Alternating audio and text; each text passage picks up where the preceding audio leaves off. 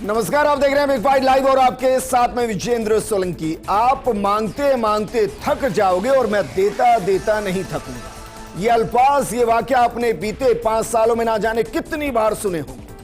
पूर्व मुख्यमंत्री अशोक गहलोत हमेशा अपने विधायकों और जनता से यही कहते सुने जाते। बीजेपी का भी कहना है कि सियासी फायदे के लिए नए जिलों का गठन किया गया। जिसने नया जिला मांगा उसके कहने पर दे दिया, यानी डिस्ट्रिक्ट पॉलिटिक्स को 1 साल से ज्यादा का वक्त बीत चुका है। जब से नए जिलों का गठन हुआ तभी से सियासी पारा हाई।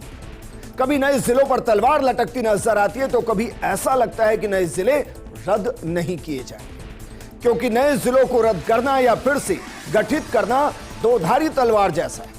इससे सियासी फायदे हो सकते हैं, नुकसान भी हो सकते हैं। लिहाजा कोई भी पार्टी और नफा नुकसान देखकर ही फैसला लेती है। भजनलाल सरकार ने कमेटी गठित की और कमेटी ने रिपोर्ट पेश भी कर दी, लेकिन नए जिलों को लेकर सरकार क्या फैसला करेगी अभी तक इसका जवाब किसी को नहीं पता। लेकिन प्रदेश बीजेपी अध्यक्ष ने कहा कि 6 से 7 जिले वापस मूल जिलों में समाहित हो सकते हैं, यानी कि नए जिले रद्द हो सकते हैं। लेकिन इससे राजनीतिक हित कितना है और कितना नहीं, यह वक्त बताएगा, क्योंकि जिनको नए जिलों की सौगात पूर्व मुख्यमंत्री अशोक गहलोत ने दी थी, ज्यादातर विधायक 2023 का चुनाव हार चुके थे। फिर भी इतना जरूर है कि डिस्ट्रिक्ट पॉलिटिक्स बिना रुके बिना थके जारी है। और आज बात इसी डिस्ट्रिक्ट पॉलिटिक्स पर, क्या बाई इलेक्शन भी इसी पर लड़े जाएंगे और क्या वाकई में बाई इलेक्शन से पहले सरकार कोई फैसला लेती नजर भी आएगी।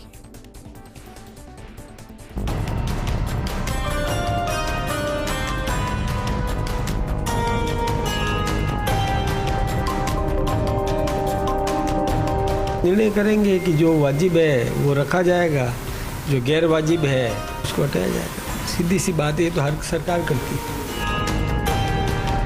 पॉलिटिकल गेन को, पॉलिटिकल के अंदर उसको फायदे को देखते हुए एक थोक के भाव में जिसने जिला मांगा उसको दे दिया गया, बिना सोच विचार के।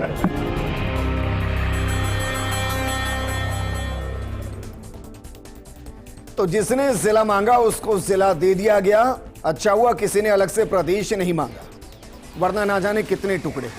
बहरहाल आज 8 बजे की डिबेट में बात इसी मुद्दे पर, क्या डिस्ट्रिक्ट पॉलिटिक्स वाकई में जरूरी थी, मजबूरी थी या फिर नफा नुकसान पर टिकी थी। इस पर बात करने के लिए हमारे साथ मौजूद हैं बीजेपी प्रवक्ता प्रताप राव जी, कांग्रेस प्रवक्ता और पीसीसी महासचिव स्वर्णिम चतुर्वेदी जी, हमारे साथ मौजूद हैं IAS, retired IAS AK Singh साहब। लेकिन शुरुआत प्रताप राव जी आपके साथ। सरकार ने कमेटी गठित की, कमेटी ने अपनी रिपोर्ट दे दी, रिपोर्ट पर मंत्रिमंडल की बैठक हो गई, अगली तारीख हो गई। इन सब के बीच में सरकार की तरफ से कुछ नहीं कहा गया, लेकिन इस संगठन की तरफ से कह दिया गया कि भाई 6 से 7 जिले हट सकते हैं। क्या यह कहा जाए कि संगठन सरकार से 4 कदम आगे चल रहा है? विजेंद्र, उन्होंने ये नहीं कहा। उन्होंने ये कहा है कि 6-7 जिलों में समस्याएं। देखिए क्या है कि उनसे जो पूछा गया था, उन्होंने कहा कि हमारे कार्यकर्ताओं से जो फीडबैक मिला है उसमें 6-7 जिलों में समस्याएं आई हैं, क्योंकि ढंग से उनकी घोषणा नहीं हुई है, उनको रीऑर्गेनाइज करना पड़ सकता है। कई अनावश्यक तरीके से उनके सेंटर बना दिए गए, जैसे 1-2 उदाहरण है। तोड़ा राय सिंह को केकड़ी में जोड़ दिया गया, दूदू अब केवल विधानसभा क्षेत्र तक ही सीमित रह गया। ऐसे बहुत सारे जिले हैं जहां बहुत बड़ी समस्या है, जिनमें 6 कह रहे हैं कि भाई सरकार की तरफ से ललित के पवार जी ने रिपोर्ट दी जी, और संगठन की तरफ से कार्यकर्ताओं ने रिपोर्ट दी। अब देखना यह है कि ललित के पवार की रिपोर्ट भारी पड़ती है कार्यकर्ताओं। नहीं, देखिए करना तो सरकार को है, सरकार ही करेगी। लेकिन क्योंकि पॉलिटिकल पार्टी, पॉलिटिकल निर्णय हुआ था, सब जानते हैं कि किस तरह से चुनाव के जस्ट पहले केवल चुनाव जीतने की एक गलत मंशा से इन जिलों का ऑर्गेनाइज कर दिया गया। जिस तरह से इसकी घोषणा की गई, देखिए एक जिले के गठन में कम से कम 1000 करोड़ रुपए की जरूरत होती है। उस पैसे की कोई व्यवस्था नहीं की गई, केवल 19 करोड़ रुपए व्यवस्था करके चले गए, क्योंकि उनको पता था कि सरकार आनी नहीं है, आने वाली जो सरकार है वो भुगतेगी। देखिए दूसरी बात यह है कि मैंने जिस तरह से बताया कि जिलों का जो घोषणा की गई उसको कहीं किसी भी ढंग से नहीं सोचा गया कि किस तरह से कितना एरिया होना चाहिए। जिलों का गठन क्यों होता है, सबसे पहले सोचना चाहिए कि आम जनता की समस्याओं को तेजी से रिलीफ मिले, समस्याओं का समाधान तेजी से हो, प्रशासन और जनता के बीच की दूरी कम हो। एक तो ये, दूसरा तेजी से डेवलपमेंट हो। 2 ये कारण होते हैं जिसके कारण हम जिलों को बनाते हैं। अब ये दोनों बातें, ये जो 19 जिले बनाए गए उसमें ये दोनों सिद्धांत लागू ही नहीं होते। देखिए, इस सिद्धांत को तो कभी गहलोत सरकार ने सोचा ही नहीं, विकास की तो उसने कभी बात की नहीं, और जनता की समस्याओं को लेकर कभी संवेदनशील रही नहीं। ये कह रहे हैं कि भाई केवल वोट पाने के लिए उन्होंने किया। सर, जो जिले हैं आप ये कह रहे हैं कि उनमें से कुछ को हटा दिया जाएगा, उनकी जगह नए जिले बनाए जाएंगे। उन्होंने ये कहा है कि रीऑर्गेनाइज हो सकते हैं, उन्होंने कहा है कि कुछ कट सकता है, कुछ जुड़ सकता है, तो चलिए मैं वैसे बात करता हूं सर, क्षेत्रफल के आधार पर गुजरात राजस्थान का कितना हिस्सा है और वहां कितने जिले हैं वर्तमान में? 26 जिले। जिले हमसे ज्यादा हैं सर, मध्य प्रदेश में भी हमसे ज्यादा जिले, और क्षेत्रफल के आधार पर हमसे बहुत छोटा है। नहीं, देखिए मेरा एक ये कहना है कि जो मध्य प्रदेश की जो आबादी है जी, वो बहुत ज़्यादा है। दूसरा, भारतीय जनता पार्टी कहीं भी इस बात के खिलाफ नहीं है कि जिलों का नए नवगठन हो, नए जिले बने, इसके कतई खिलाफ नहीं है, क्योंकि हम भी चाहते हैं कि प्रशासन जनता के निकट पहुंचे, लेकिन किस तरह से बने, क्योंकि जनता को रिलीफ उसका सेंटर पॉइंट होना चाहिए। जनता को रिलीफ यहां नहीं मिल रही, यहां तो पॉलिटिकल विल के साथ कि हमें वोट मिलेगा, हमें इधर यहां कर देना चाहिए, वोट मिलेगा। देखिए, वोटों की खातिर इस तरह से अगर जिलों का गठन होता रहा और इस तरह से सरकारी निर्णय होते रहे तो कहां ले जाएंगे हम? ठीक है, स्वर्णिम चतुर्वेदी, कितना बाहर डालेंगे? स्वर्णिम चतुर्वेदी जी, मानकर चलते हैं एक बार कि भाई व्यक्तिगत नहीं बल्कि संस्थागत तरीके से कुछ जिलों को वापस मूल जिलों के अंदर समाहित किया जाता है, तो कांग्रेस से इसको वेलकम करेगी कि चलिए हमने जो त्रुटि छोड़ दी, हमने जो जल्दबाजी में गलती की उसको बीजेपी सरकार ने सुधार दिया। एंड ऑफ द डे ये स्टेट का मैटर और स्टेट के फायदे का मैटर, इसलिए हम स्वीकार करते हैं। देखिए विजेंद्र जी, आप ये कोई जल्दबाजी में बनाए हुए जिले नहीं थे। 1-1.5 साल की लंबी कवायद एक राम लोया कमेटी ने बना करके और पूरी सिफारिशों के साथ और कहाँ क्या जिला होना चाहिए आवश्यकताएं बता करके ये जिले गठित किए गए थे। ये बार बार कहना कि कोई पॉलिटिकली निर्णय किसी कार्यालय में बैठ के किसी राजनीतिक व्यक्ति ने लिया, ऐसा नहीं था। पहली चीज, सरकार का निर्णय था और सरकार का निर्णय एक कमेटी की सिफारिश के आधार पर था। आपसे मैं छोटा को लेकर सिफारिश की गई कि भाई छोटी सी जगह को आप जिला बना दीजिए, जो पंचायत नहीं उसको जिला बना दीजिए।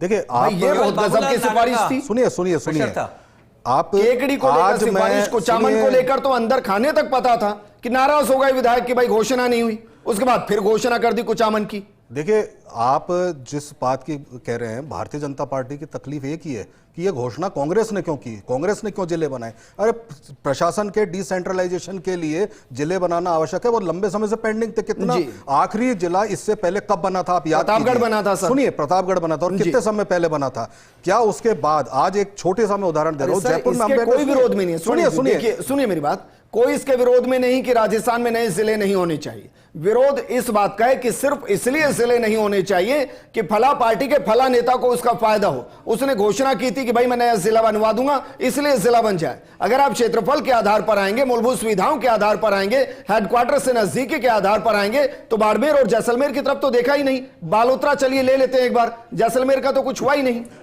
देखिए, मैं आपको फिर बता रहा हूं कि आबादी के आधार पर अगर आप देखें, जयपुर में अब कोटपुतली जिला बना तो वहां से कोई भी व्यक्ति यहां पे आने के लिए 100 किलोमीटर का सफर करना पड़ता था उसको अपने काम के लिए। सर सवाल सुनिए मेरी बात को लेकर है ही नहीं भाई, और सवाल है खाजुवाला को लेकर, केकड़ी को लेकर, कुचामन को लेकर, सब जगह पे जो जिले बने को लेकर। नहीं, ये आप जो ये कैसे बने? बिल्कुल जिले बने, जिले हेडक्वार्टर बने, कलेक्टर नियुक्त हुए, लोग लाभ प्राप्त कर रहे हैं। और आप सिर्फ ऐसा नहीं है कि दूदू में सिर्फ दूदू ही है, पूरा आप तहसील देखिए ना कितनी जुड़ी है। और वहां पे किसी भी व्यक्ति को अगर अपने राजस्व न्याय के लिए अगर कहीं जाना होगा तो जयपुर आता था 70 किलोमीटर 80 किलोमीटर चल के, आज वो दूदू में काम कर रहा है। और उससे पहले क्या दूदू का जो डीजे कोर्ट था, एडीजे कोर्ट था, क्या सांभर नहीं लगता था?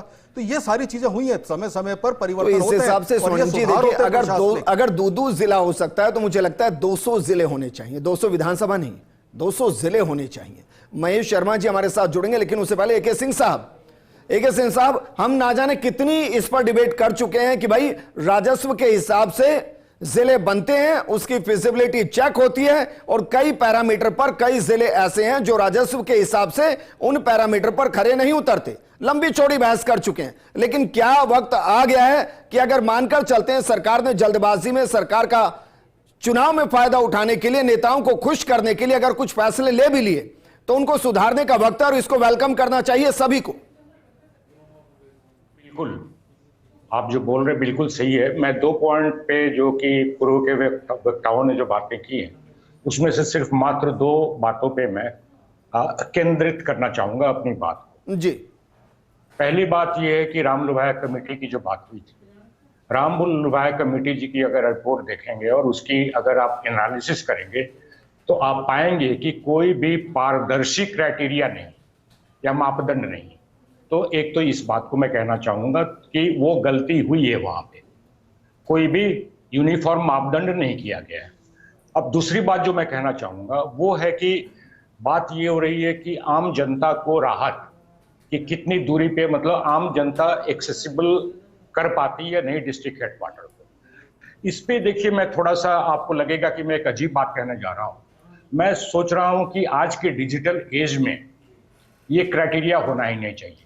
पहले तो हमें ये बताएं आप कि किसी भी व्यक्ति को काम के लिए दफ्तर जाने की क्या जरूरत है। अधिक से अधिक वो तहसील में चला जाए, डिस्ट्रिक्ट कलेक्टर के यहाँ क्यों जाना पड़ता है उसको? चूंकि अगर वो पटवारी जो है या तहसीलदार जो है या वो बीडीओ जो है वो चूंकि काम नहीं कर रहा है, इसलिए उस बेचारे को या उस व्यक्ति को आपको जाना पड़ता है डिस्ट्रिक्ट हेडक्वार्टर में। तो जब डिजिटल इंफ्रास्ट्रक्चर अपने देश में इतनी तेजी से बढ़ रहा है और अब तो अपने स्टारलिंक भी यहाँ परमिशन मिलने जा रही है, तो कोई भी व्यक्ति कहीं से भी डिस्ट्रिक्ट हेडक्वार्टर पे जो जिला मजिस्ट्रेट साहब बैठे हुए हैं, कलेक्टर साहब बैठे हुए हैं, उनके माध्यम तो वीडियो कॉन्फ्रेंसिंग के माध्यम से अपनी समस्या को क्यों नहीं बता सकता हो? और डिस्ट्रिक्ट कलेक्टर महोदय जो हैं उस समस्या को जब भी समाधान हो तो उसको, या समाधान में कोई त्रुटि आ रही है तो वीडियो कॉन्फ्रेंसिंग, अगले वीडियो कॉन्फ्रेंसिंग के मार्फत से या डेट फिक्स हो जाए तो ये किया जा सकता है। तो मेरे हिसाब से ये जो एक बार बार बात जो कही जा रही है वो मेरे हिसाब से बहुत ज्यादा उचित क्राइटेरिया नहीं है कि कितना फिजिकल डिस्टेंस है एक गांव का। लेकिन एके सिंह साहब, अगर उसको एक बार क्राइटेरिया मान लें फिर तो मैं कह रहा हूं भाई 200 जिले बनने चाहिए, फिर दूसरों के साथ नाइंसाफी। बिल्कुल सही बोल रहे हैं, वो पॉसिबल नहीं है क्योंकि कई कारण है उसके। सबसे बड़ा कारण तो उसका ये होगा कि जो उसके फाइनेंशियल रिपरकशंस हैं, ठीक है, वो बहुत बड़े होंगे। उदाहरण आप देख लीजिए कि देश के सामने आज की डेट में क्या हो रहा है। ये 2004 में यही यूपीए सरकार थी जिन्होंने ओपीएस लाया था, और अब क्या हो रहा है, ये राजनीति के चक्कर में अब ये कह रहे हैं कि ओपीएस हटाया गया था और न्यू पब्लिक स्कीम ये आई थी, पेंशन स्कीम आई थी। जब देख रहे हैं आज की डेट में अब क्या हो रहा है, कई स्टेट्स में वही राजनीति के कारण वही पार्टी जो कि ओपीएस हटाई थी, लेकिन मुद्दे पर लौटते हैं भाई। आज ओपीएस एनपीएस पर डिबेट नहीं कर रहे हैं। मैं ये कह रहा हूं कि अगर कुछ जिलों को हटाया भी जाता है, एक बार मान लूं, क्योंकि अभी तक हमें नहीं पता कि सरकार क्या कर रही है, लेकिन अगर मान ले कि कुछ जिलों को मूल जिलों में समाहित किया जाता है तो भी राजस्थान की नीड तो है ना कि भाई नए जिले होने चाहिए। हमारे पड़ोसी राज्यों के हमसे ज्यादा जिले हैं, क्षेत्रफल बहुत छोटा है।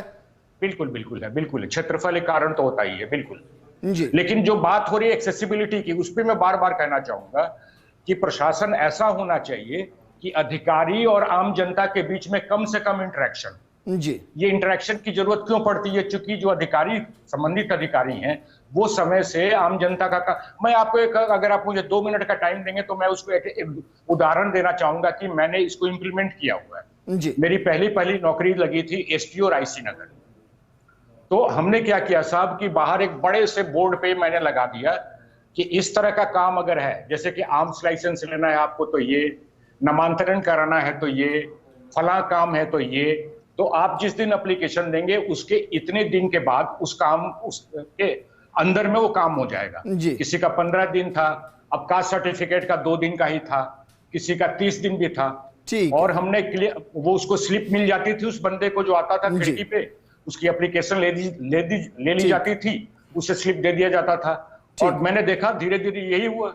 ठीक है सर, आप तो कार्य प्रणाली तक पहुंच गए सर, लेकिन हम तो नए जिलों की बात करें। एक अलग तरीके की थ्योरी मैं आपको दे रहा हूं सर, क्योंकि कॉमन मैन के बीच में जैसे रहते हैं ना हम लोग, तो वो क्राइटेरिया मेरे हिसाब से बहुत बड़ा क्राइटेरिया नहीं। कुछ लोगों के बीच में हम रहते हैं, बातचीत करते हैं, मैं नहीं जानते थ्योरी कितनी फिजिबल कितनी नहीं। उन्होंने मुझे कहा कि नए जिलों के पीछे एक जमीन का स्कैम भी है कि भाई चुनाव में जाने से पहले नए जिले बनाए जाएं, हेडक्वार्टर को चिन्हित किया जाए, फिर बड़े बड़े माफिया आएंगे, लैंड माफिया, वो जमीनों को खरीदेंगे, अचानक से रेट बढ़ेंगे, उसके बाद निकल जाएंगे। बिल्कुल, राजस्थान पत्रिका की अगर आप रिपोर्ट, मैं भूल रहा हूं तारीख की बात, जब ये जिले जो बने उसके करीब 1 महीने पहले की बात, राजस्थान पत्रिका का मेन पे था, बहुत बड़ा मेन आर्टिकल था कि इन जिलों में पिछले 2 महीने में या 1 महीने में कितना गुना जो है मूल्य बढ़ गया है। जी, तो आप बिल्कुल इसमें हो सकता है, आधार तो हो सकता है कि मतलब आप जो बोल रहे हैं सही है। ठीक है प्रताप राव जी, ऐसा तो नहीं कि भाई डंका उसकी तरफ चलाना है कि अच्छा आप लोगों ने जमीनें खरीद लिया बहुत ज्यादा, सोच रहे हैं हेडक्वार्टर आएगा, अब देखिए हम क्या करते हैं, ऐसा तो नहीं है विजेंद्र। बात ऐसी बिल्कुल, देखिए भारतीय जनता पार्टी की सरकार जनता के हित के हिसाब से सोच के कर रही है, इसलिए ललित के पवार कमेटी बनाई। ऐसा भी नहीं कि अगर ऐसा सोचती तो तुरंत आते ही सारे जिलों को रद्द कर देती, कहती कि नहीं नहीं ये जिले नहीं बनेंगे, हम नए सिरे से बनाएंगे, कर सकती थी ना। ठीक बात। लेकिन ललित के पवार कमेटी इसलिए बनाई कि क्योंकि जनता की ज़रूरतों को समझा जाए, प्रशासनिक दिक्कतों को देखा जाए, डेवलपमेंट के भी जो मुद्दे सामने आते हैं उन पर भी ध्यान दिया जाए, और इन सब को देखते हुए किस तरह से जिलों का सही आवंटन हो, जिलों का सही निर्माण हो कि आम आदमी को रिलीफ महसूस हो। बेसिकली पर्पस क्या है इन जिलों को बनाने का, आम आदमी रिलीफ महसूस करे। लेकिन यहाँ जो अशोक गहलोत की सरकार ने बनाए उसमें ज़्यादातर लोग अपने को लुटा पिटा महसूस कर रहे हैं। आप देखिए टोडा रायसिंह को केकड़ी, अब ये कह रहे थे कि जिलों की डिस्टेंस दूर हो गई, टोडा रायसिंह केकड़ी इतनी दूर डाल दिया गया। ऐसी बहुत सारी जो इन्होंने की हैं, क्योंकि जिस तरह से सिंह साहब ने बताया कि जो रामलुभाया कमेटी ने कोई क्राइटेरिया ही नहीं रखा, उनको जो पॉलिटिकल डायरेक्शन दिए गए, निर्देश दिए गए, इसको कर दो उसको कर दो, उन्होंने वो कर दिया, क्योंकि एक ही उद्देश्य था, क्योंकि अशोक गहलोत सरकार को पता था कि उनकी पार्टी की हालत बहुत खराब है, उसको कैसे किया जाए, जिलों की घोषणा कर दी जाए, लोगों को साथ लाया जाए और किया जाए, लेकिन उसका कोई इनको लाभ नहीं हुआ। हाँ, भारतीय जनता पार्टी जिलों को बनाने के पक्ष में है, लेकिन जनता के हित में जिलों को बनाने के पक्ष में, और इन सब जिलों का रीऑर्गेनाइज करके व्यवस्थित और बेहतर तरीके से इनको बनाएगी। ठीक है, महेश शर्मा जी हमारे साथ जुड़ गए, राजनीतिक विश्लेषक है। महेश शर्मा जी, ऐसा तो नहीं कि भाई राम लुभाया जी की जो रिकमेंडेशन थी, दरअसल राम लुभाया जी को रिकमेंडेशन थी कि जनता लुभाया और नेता लुभाया, जो हो सके उसको इस रिकमेंडेशन में डाल दीजिएगा, ऐसा तो नहीं था? देखिए, ये इसके पीछे जो सोच रही है, जब इसकी घोषणा हुई है नए जिलों की, तो उसमें ये अप्रोच ही यही थी, राजनीतिक रूप से माइलेज लेने की। जी। दूसरा ये कि अगर आपको अप्रोच यही है कि आपने प्रशासनिक क्षमता को बढ़ाने के लिए राज्य में अच्छा विकास की धारणा को लेकर के, तो बहुत अच्छा उद्देश्य माना जा सकता है, लेकिन वो वाइबल है या नहीं है, वो ज़मीन पे कितना खरा उतरता है, कितना नहीं होता है, इस पर डिपेंड करना चाहिए। ऐसा तो नहीं है कि वो आपने जो काम करने उससे और कोई विसंगतियाँ दूर हो सकती है। प्रशासनिक के साथ साथ ही आपको जो सबसे बड़ी दिक्कत आई है, जनता की मांग भी आई है इसमें, कि कहीं मतलब विसंगति भी नजर आ रही है। तो ऐसे सूरत में कि उसको अंतिम जामा पहनाने के लिए अभी तो 3 जिले तो पेंडिंग पड़े हुए हैं, 50 तो किए जा चुके हैं, 3 पेंडिंग पड़े हुए हैं। तो ये जो चीज ऐसी नहीं होनी चाहिए कि जो आगे की मतलब किसी भी सरकार को, चाहे वो खुद की पार्टी हो, उसको आने के लिए दिक्कत। ठीक है, तो मैं सीधा ही सवाल आपसे करता हूं, क्योंकि आप विभाग भी बोलते हैं, निष्पक्ष भी बोलते हैं, तो जरा बताइए कि जो अगर दोबारा से रिव्यू हो रहा है और कहा जा रहा है कि 5 से 7 जिले समाहित हो सकते हैं मूल जिलों के अंदर, तो आप इसको पूर्ववर्ती सरकार के खिलाफ वर्तमान सरकार का द्वेषतापूर्ण फैसला कहेंगे, या पूर्ववर्ती सरकार की गलतियों और नाकामियों को सुधारने का एक बेहतरीन कदम कहेंगे?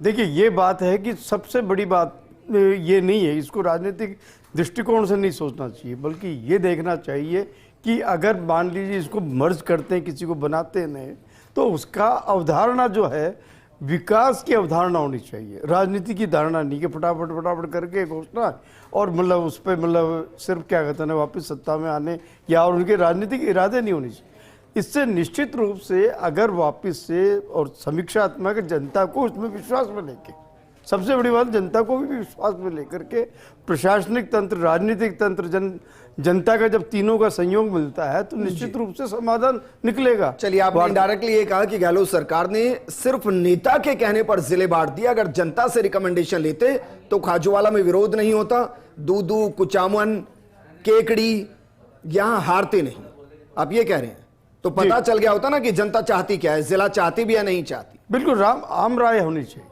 उनके सुझाव मांगने। ठीक है, स्वर्णिम चतुर्वेदी जी, भाई अगर ये फैसला होता भी है तो इसको तो वेलकम करना चाहिए, क्योंकि आप माने या ना माने, मैं कह रहा हूं आप दर्जन भर से ज्यादा ब्यूरोक्रेट्स के साथ बैठ जाइए जो फाइनेंशियली समस्या है, अगर कोई भी ये कह दे कि आपने जो जिले बनाए वो फाइनेंशियल वाइबल हो सकते हैं, तो फिर आप इस पर आगे बात कर सकते हैं, वरना आप बताइए कि भाई फाइनेंशियली वाइबल कैसे होंगे। देखिए विजेंद्र जी, जो गवर्नेंस है वो जितनी छोटी इकाई होगी उतनी ही गवर्नेंस अच्छी होगी, उतनी लॉ एंड ऑर्डर से लेकर के वहाँ के विकास की योजनाएं अच्छी बनेंगी, ये सबको पता है। और इसीलिए अन्य जो हमारे पड़ोसी स्टेट्स हैं वहाँ पे हमसे छोटे होते हुए भी ज़्यादा जिले हैं, इसीलिए हैं। और सबसे बड़ी बात यह है कि भारतीय जनता पार्टी के जो तमाम नेता आज बयानबाजी कर रहे हैं, केवल और केवल इतनी सी बात बता दें, जितने जिलों के आपने नाम लिए, एक भी जिला मैं आपको आज कह रहा हूँ यहाँ पे इस डिबेट में एक भी उसमें निरस्त नहीं होगा और एक भी समाहित नहीं होगा। आप दूधू की बात कर लीजिए, नहीं होगा, मैं आपको कह रहा हूँ और यहाँ कह के जा रहा हूँ, नहीं होगा। और दूसरी चीज, कोई भी चीज बढ़ाई जाती है, हमने चिरंजीवी योजना बनाई, सुनिए प्रेमचंद मैं किसी भी लीड कर रहे हैं इसलिए कह रहे हैं, एक भी जिला निरस्त नहीं होगा। मैं आपको कह रहा हूं, सब नेता जो हैं बीजेपी के ही नेता सबसे पहला विरोध करेंगे, मैं आपको फिर कह रहा हूं। और दूसरी चीज सुनिए, मुख्यमंत्री चिरंजीवी योजना आपने रिव्यू करी, बंद की, आपको क्योंकि कोई भी अच्छे काम करना ही नहीं है। अरे मिस गवर्नेंस के कारण आज लॉ एंड ऑर्डर से लेकर के विकास के जो कार्य ठप है, वो इसलिए है कि आप कर नहीं पा रहे। ज्यादा डिबेट इस मुद्दे पर कर चुके हैं और बहुत ज्यादा स्पष्ट नीति है कि भाई एक जिला कैसे बनता है, किन रिकमेंडेशन के आधार पर बनता है, किन क्राइटेरिया के आधार पर बनता है, ये जानते हैं। और उन क्राइटेरिया पर कई जिले खरे नहीं उतरते हैं, ये भी जानते हैं। विजेंद्र जी, जनता की आवाज उसके जनप्रतिनिधि, अरे सर, जनता की आवाज सुनी नहीं क्या? होती है। और आप चामन हारे, जनप्रतिनिधि क्या होते हैं, वो जनता है। और आप दूधू हारे, हम हारे, लेकिन जनता को जिला चाहिए था, जनता को आज लाभ मिल रहा है, जनता आज कलेक्टर के पास, ये एक अलग तरीके का नैरेटिव है। सिंह साहब, उसको अपने नैरेटिव ये है कि जनता को जिला चाहिए था, जनता को कांग्रेस के मंत्री और विधायक नहीं चाहिए थे, जिला उन्होंने ले लिया, मंत्री विधायक बाहर कर दिए।